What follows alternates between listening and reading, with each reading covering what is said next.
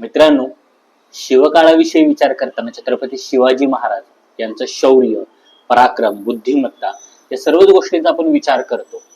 पण छत्रपती शिवरायांच्या काळातच एक समकालीन व्यक्ती होती ज्यांचा शिवाजी महाराजांच्या पराक्रमावर खूप जास्त विश्वास होता. म्हणजे तसं पाहता सगळ्यांचाच होता, पण मला वाटतं की या व्यक्तीचा शिवाजी महाराजांच्या पराक्रमावर जास्त विश्वास असला पाहिजे, कारण त्यांच्या लेखनातून ते ठायी ठायी झळकलेले आहे.